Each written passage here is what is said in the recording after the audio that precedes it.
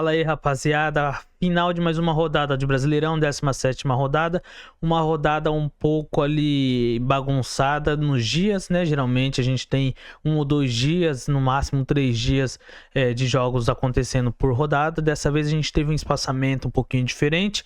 Tivemos ali a rodada iniciando no sábado e uma pausa no domingo devido às finais, né? Tanto da Copa América quanto da Euro. Teve a transmissão pela Rede Globo e isso daí impediu de ter aquela rodada de domingo que estamos acostumados a ver.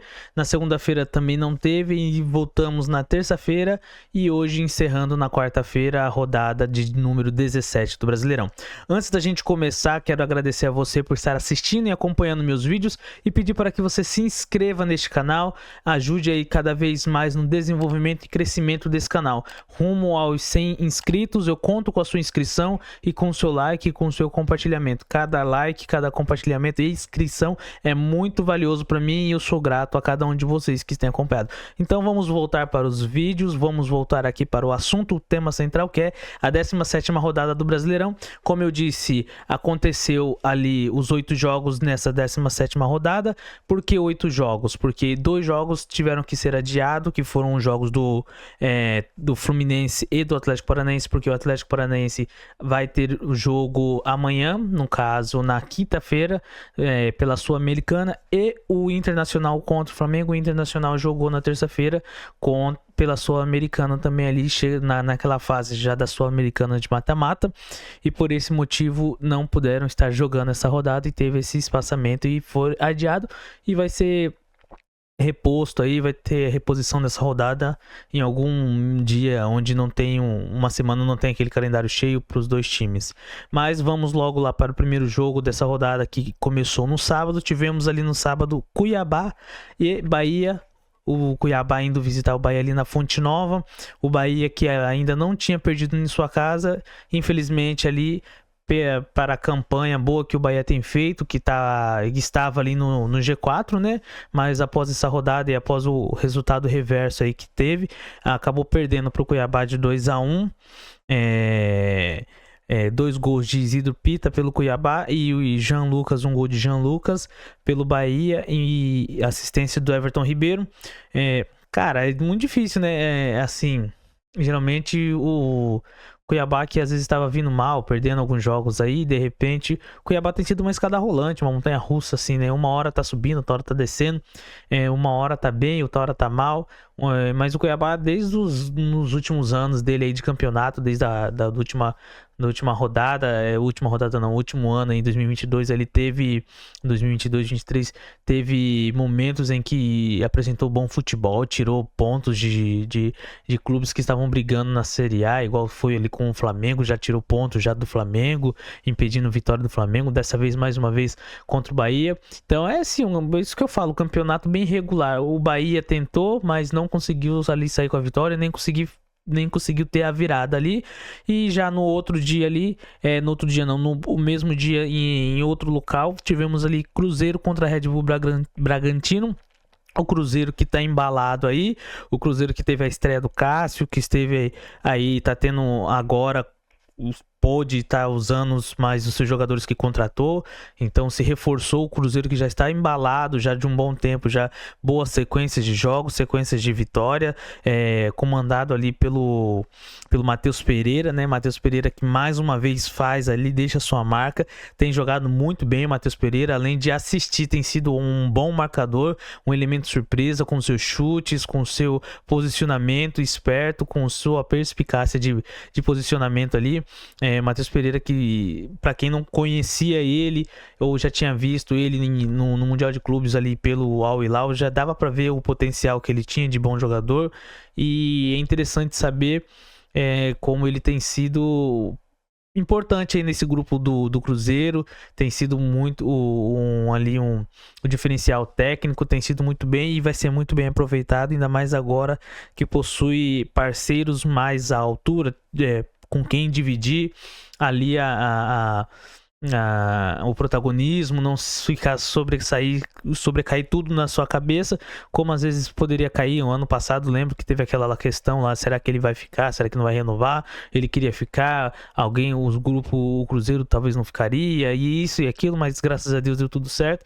E é lindo ver também o depoimento que ele teve ali, um depoimento bem emocionante. Quem não viu vai lá ver no que ele dá ali, a entrevista pro Cruzeiro ali, ele falando sobre um momento difícil da vida dele. É bom ver as pessoas superando esses momentos e o esporte fazendo parte, auxiliando aí para isso.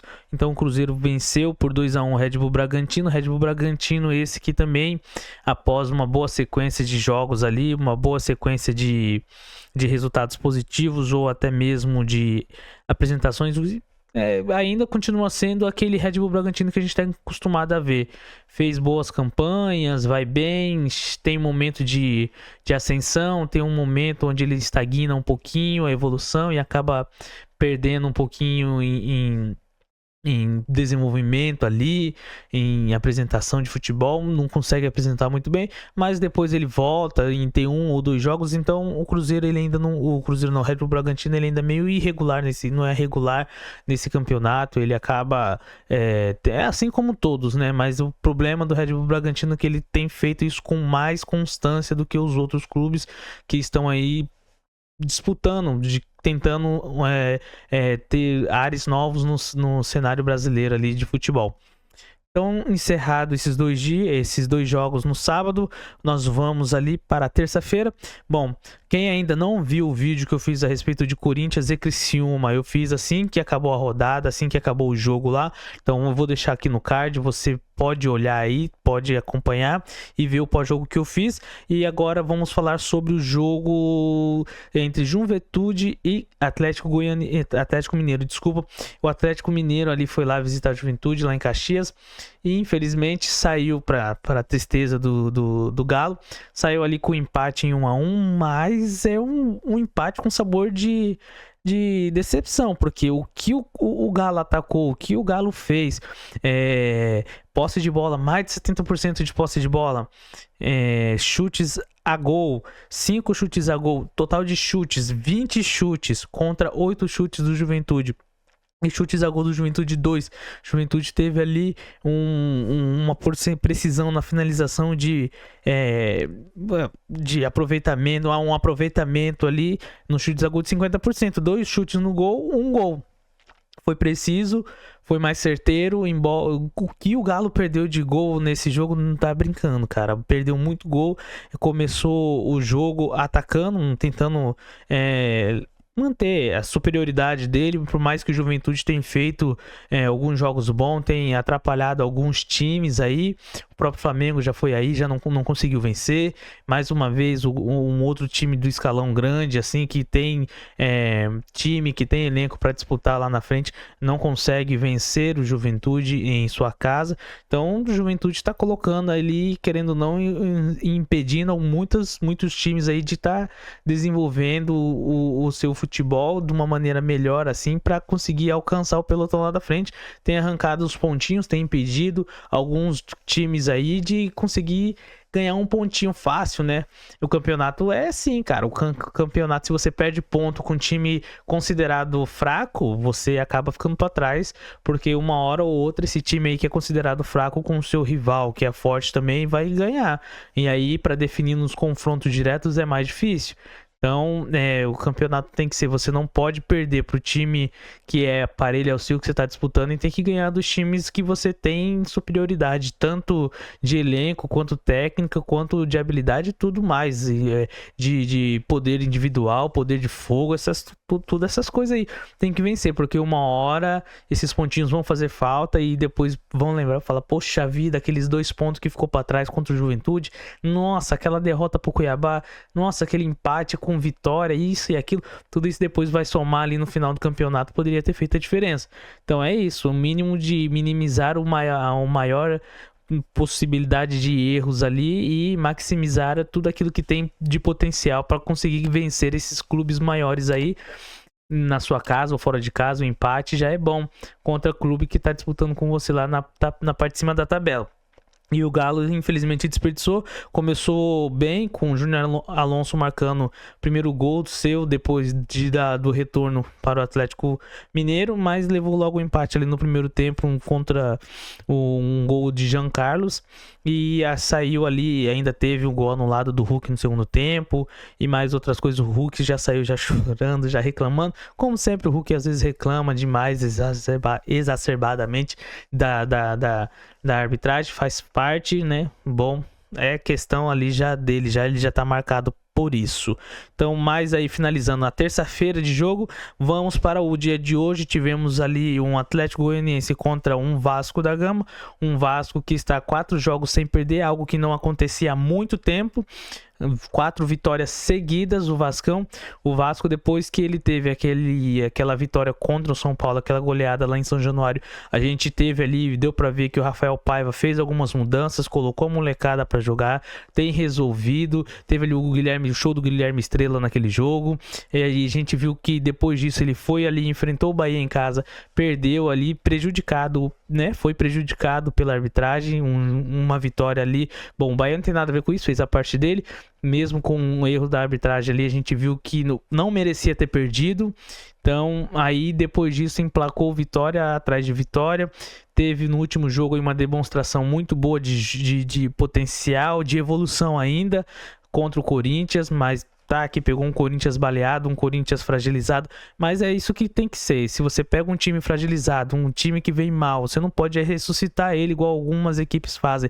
Você tem que terminar de afundar ele, tem que terminar de jogar ele pra beira do poço, porque se ele tá fragilizado, você tem que bater nele também, assim como todos têm batido, porque é aquilo que eu já falei ali, aquele pontinho vai fazer falta, no momento em que mais precisar, você vai sofrer, porque vai ficar lembrando aqueles 2 pontos, aquele 3 pontos, aquela derrota boba, aquela falta de atenção. Então não pode ter isso daí. Então se o time vem ruim pra você, você tem que deixar ele pior pro próximo. E bola pra frente, que o campeonato vai andando pra trás, vai andando cada vez mais. E não tem tempo de você ficar olhando para trás, porque senão você é ultrapassado. E assim, o Vasco acabou abrindo o placar lá em Goiás, lá contra o Atlético Goianiense, com David recebendo uma bola na entrada da área, ele já domina e chuta, faz um chute rasteiro ali, cruzadinho, muito bom. Ainda teve o Verratti perdendo um pênalti no primeiro tempo, ali no começo do primeiro tempo, aos 20 minutos. Teve um gol anulado do Prachetes pelo VAR, mas aí, graças ali a essa boa finalização do David, não fez falta e o Vasco sai com mais uma vitória e já está em 9º lugar, se afastou. Quem diria, hein, que aquele Vasco do começo do campeonato, que a gente viu que teve a troca de técnico, que teve outro técnico português e veio e tentou ficar e ficou um pouco tempo e logo já foi demitido, a gente já estava imaginando, já se for ver, tem vídeo meu falando, vixe, já era pro Vasco, se permanecer desse jeito, se continuar assim, sem chance, vai ser mais uma luta. E mais não, a gente viu que o Rafael Paiva aí, junto com toda a equipe, com todo o staff, com toda a administração do Pedrinho, e aí agora o Pedrinho trazendo mais reforços, Felipe Coutinho tá vindo aí, então tem tudo a melhorar, evoluir. Quem sabe o Vascão não vai parar numa Libertadores depois de muito tempo, hein? Pra torcida do Vasco seria uma ótima recompensa a tudo que a torcida do Vasco tem sofrido e tem apoiado a equipe nesses últimos anos aí. No outro jogo, nós tivemos ali um Fortaleza contra o Vitória, um Fortaleza dominante, belo jogo ali como é que fala? Esqueci o nome dele. Um ótimo jogo do Breno Lopes ali, foi muito bem. Breno Lopes fazendo um gol, participando de outro gol com assistência e ainda assim sendo bem impactante a sua movimentação, velocidade, tudo. O Breno Lopes, que acabou saindo ali do Palmeiras, né, e veio ali pro Fortaleza, tem sido bem útil ali na mão do Vojvoda, e o Fortaleza tá aí, avançando. O Fortaleza começou abrindo o placar com o Breno Lopes, ele mesmo, e depois o Breno Lopes, um pouco depois, antes de terminar o primeiro tempo, dá uma assistência ali para o Pochettino, que vai e faz 2-0, e o Tinga, ali já no comecinho do segundo tempo, ali faz 3-0, já tacando ali a terra no túmulo ali, fechando ali contra o Vitória, fazendo 3-0, uma goleada, e no finalzinho o Hugo José acaba descontando ali pro Vitória, deixando menor o prejuízo para a equipe da Bahia ali. Mas boa vitória do do Fortaleza, e o Fortaleza, como sempre, começa o campeonato numa rotação e logo no meio, na metade, vai engrenando ali, chegando e logo, pouco a pouco, vai às pontas. Belo trabalho do Vojvoda, que já está há muito tempo, conhece o elenco, conhece a equipe, conhece a estrutura, tem tudo na palma de sua mão e tem a confiança de todos ali, tem sempre trabalhado e representado o Nordeste ali, o Fortaleza, e entregado bons resultados para todo o Brasil ver como tem evoluído o futebol no Nordeste ali cada vez mais. Pelo menos ali no Ceará, o Fortaleza tem dominado e vai dominar por muito tempo, se depender da maneira como tem sido gerido, da maneira como tem sido organizado a sua equipe, todo o staff, todo o clube em si, né? A direção ali do Marcelo Paz, muito bom ali, o presidente, quase uma SAF ali, né? Ele tem agido de uma maneira bem coerente em todo esse processo de evolução do Fortaleza. No outro, lá em São Paulo, nós tivemos um encontro entre um time que está disputando lá em cima na tabela contra um desesperado Grêmio. E no primeiro tempo parecia que o São Paulo iria golear. Parecia que o São Paulo iria dominar, iria destruir o Grêmio, porque parecia que o São Paulo estava jogando sozinho.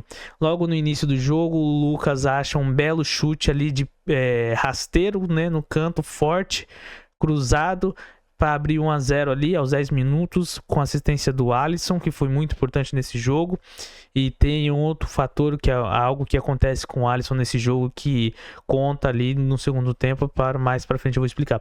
E ali o Lucas acaba fazendo um gol e o São Paulo começa a atacar, mordendo, perdendo a bola, mas recuperando, aquele pé de pressionando muito bem lá em cima o Grêmio sofrendo muito com o Ferreirinha atacando pelas pontas, o próprio Wellington, lateral esquerdo, muito bem, o Lucas mesmo, e se não fosse o goleiro do Grêmio, o São Paulo poderia ter saído já ali no primeiro tempo goleando entre 3-0 ali.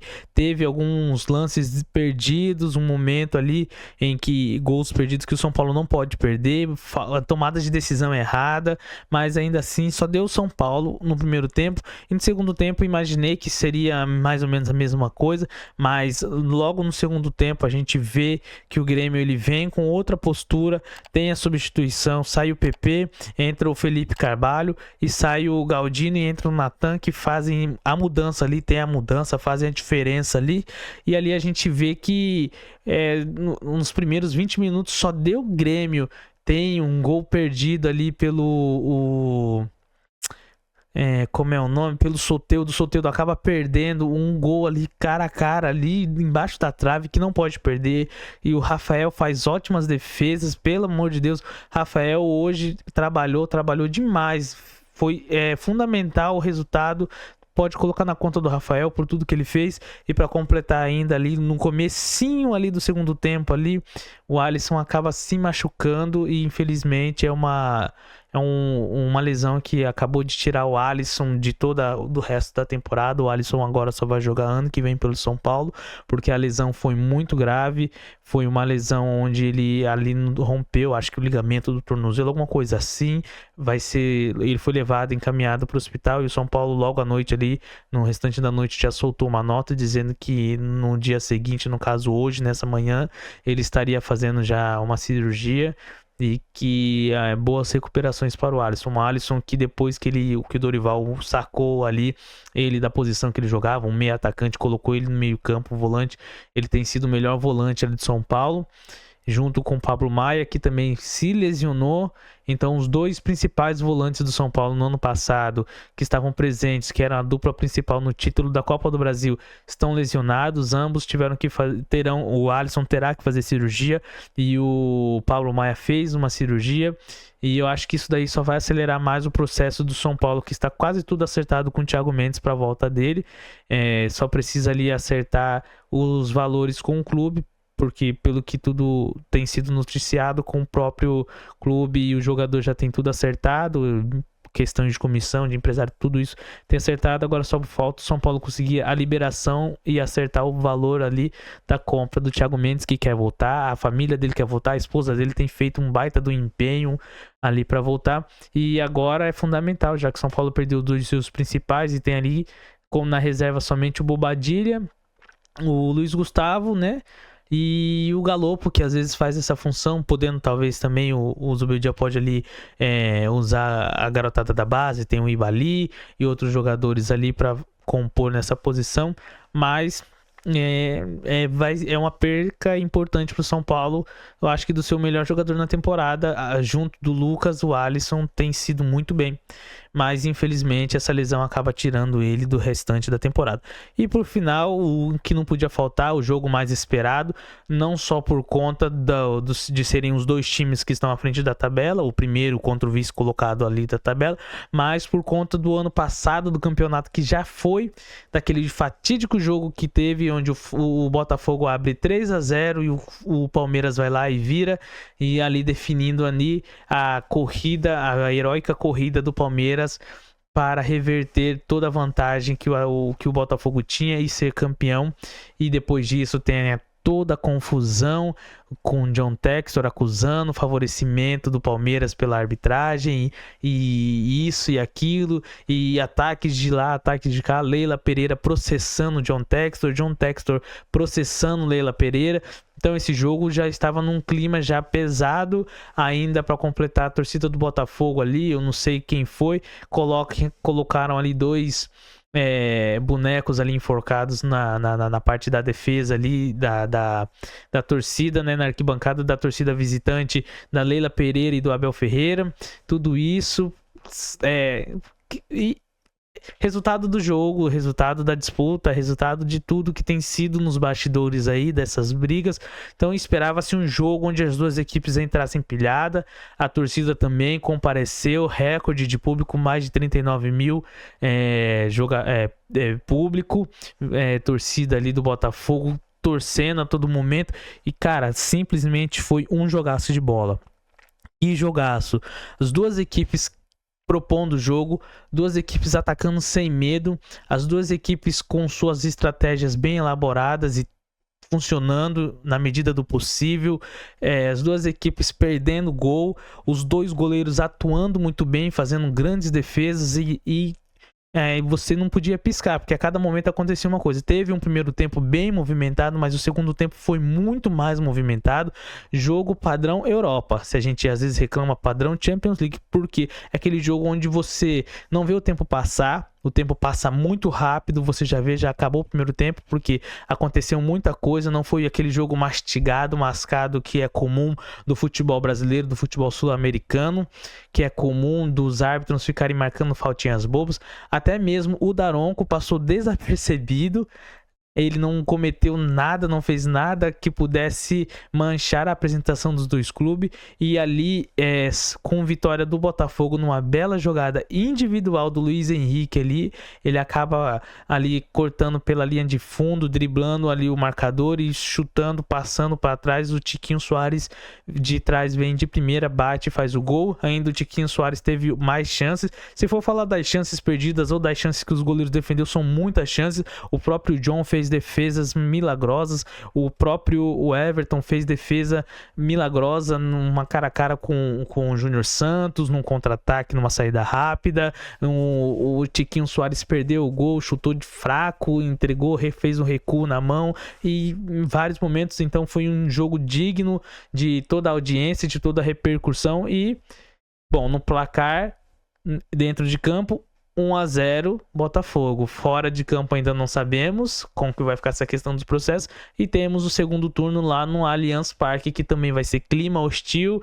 E dependendo de como está a situação na tabela, vai ser muito mais decisivo do que esse, assim como foi do ano passado. Então, assim nós acabamos a rodada. Vamos falar um pouco da tabela. O Botafogo, com essa vitória, ele abre 3 pontos de diferença para o segundo colocado. Só que ainda tem o Flamengo a disputar, né? Então, ele está com 36 pontos em primeiro, o Palmeiras em segundo com 33.